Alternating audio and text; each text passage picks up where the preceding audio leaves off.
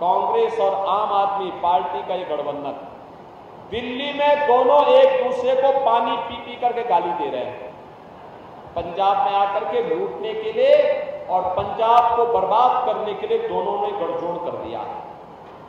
बहनों और भाइयों, मैं तो केवल आपसे कहने के लिए आया हूं, ये कांग्रेस और आम आदमी पार्टी का जो गठबंधन है पंजाब में, ये पंजाब को पुराने दौर में ले जाने की कुछ चेष्टा का हिस्सा है। ये पंजाब के अंदर गुरु भूमि को फिर से ये लोग आतंकवाद की ओर धकेलने की साजिश कर रहे हैं और इसीलिए इन्होंने माफिया पाले हुए हैं। कहीं माइनिंग माफिया, कहीं सैंड माफिया, कहीं भू माफिया, कहीं कैटल माफिया, कहीं ड्रग माफिया।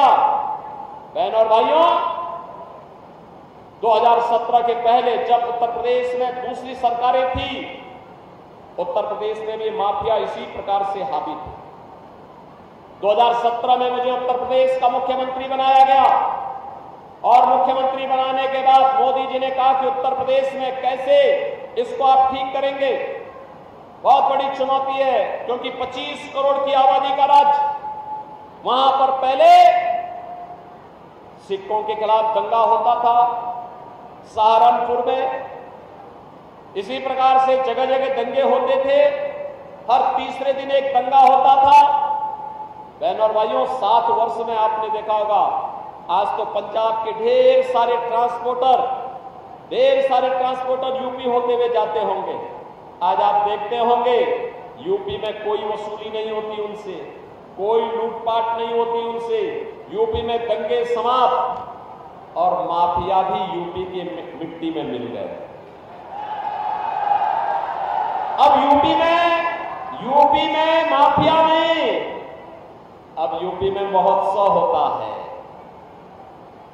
गुरु नानक देव जी का प्रकाशोत्सव, गुरु तेग बहादुर जी का बलिदानी दिवस, वीर बाल दिवस, जन्माष्टमी, शिवरात्रि, दीपोत्सव, देव दीपावली, रंग उत्सव, ये आज यूपी की पहचान बन गई है।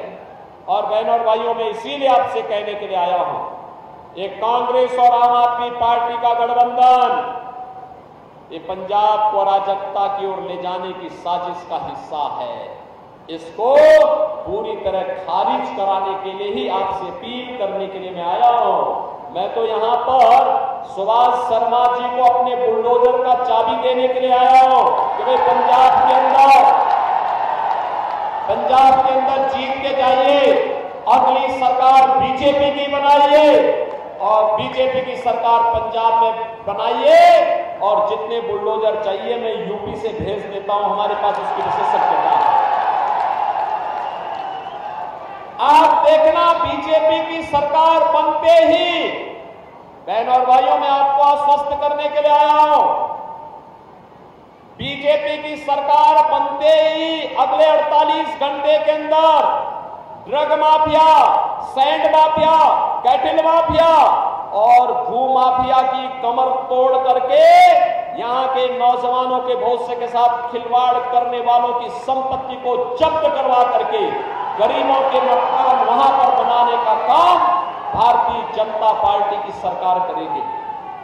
और इसीलिए मैं आपसे अपील करने के लिए आया हूं, ये कांग्रेस और आम आदमी पार्टी नाम ही आम आदमी नाम रखा है इसने। मैंने अपने जीवन में इतनी झूठ बोलने वाली पार्टी देखी ही नहीं। यानी जो कहती थी, डंके की चोट पे घोषणा करती थी कि हम ईमानदार पार्टी है, भारत की पहली राजनीतिक पार्टी है जिसपे भ्रष्टाचार का आरोप लगा है और भ्रष्टाचार के आरोप में जिसके खिलाफ चार्जशीट दाखिल हुई है, जिसके 1 दर्जन से ज्यादा नेता जेल में हैं या बेल पर हैं। और अब कांग्रेस के समय में तो रिमोट से सरकार चलती है, ये तो हमने सुना था।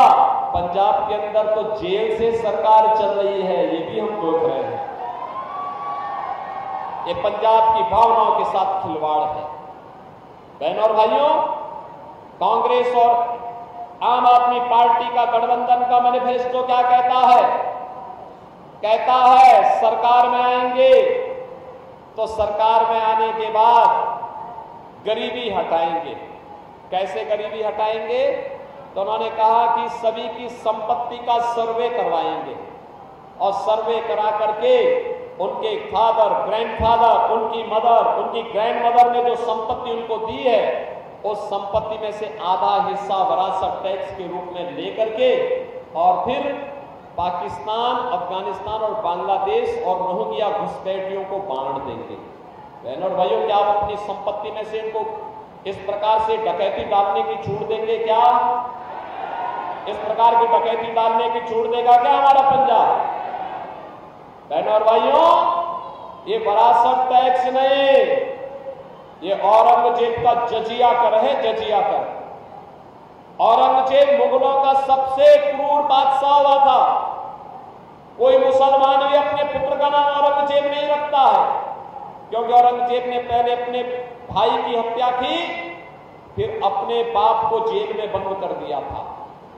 और उसका बाप शाहजहां लिखता है कि कमबख्त औरंगजेब, तो जैसा दुष्ट पुत्र किसी को पैदा न हो, तो जीते जी मुझे एक एक बूंद पानी के लिए तरसाया है, और तुझसे अच्छे तो यह हिंदू है जो जीते जी अपने बड़े बुजुर्गों का सम्मान करता है और मरने के बाद वर्ष में एक बार श्राद्ध और तर्पण करके पितरों को तर्पण दे करके जल देने का काम करता है।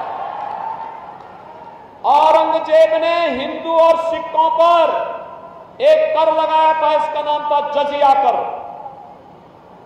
वह कहता था या तो एक कर दो, टैक्स दो, और नहीं तो मुसलमान बनो। बहनों और भाइयों, औरंगजेब को जवाब दिया था गुरु तेग बहादुर जी महाराज ने, जिन्होंने सनातन की ढाल बन करके औरंगजेब को जवाब दिया था और बलिदान हो गए थे। ये पंजाब की धरती इन क्रूर मुगलों का आतंक रोकने के लिए पूरी प्रयास की थी, पूरी कोशिश की थी और इनको विफल भी किया था। और आज औरंगजेब की आत्मा एक कांग्रेस और आम आदमी पार्टी के मैनिफेस्टो के माध्यम से घुस गई है। और इसीलिए मैं आपसे कहने के लिए आया हूं कि बहनों और भाइयों, हमें औरंगजेब को दोबारा जीवित नहीं होने देना है। औरंगजेब को क्या जीवित होने देंगे? क्या कतई नहीं जीवित होने देना है। और इसीलिए मैं आपके पास आया हूं आपसे कहने के लिए, भारतीय जनता पार्टी आपके पास आई आपसे कहने के लिए, देश की जो आवाज है। अभी मैं हिमाचल प्रदेश से आ रहा हूं। बहनों और भाइयों, पूरे चुनाव में मुझे 15 राज्यों में जाने का अवसर प्राप्त हुआ। उत्तर, दक्षिण, पूरब, पश्चिम, पूरे देश के अंदर जहां कहीं भी हम लोग गए, एक ही आवाज है, एक ही नारा है, एक ही स्वर गूंज रहा है, और वह स्वर है कि फिर एक बार, फिर एक बार, और अब की बार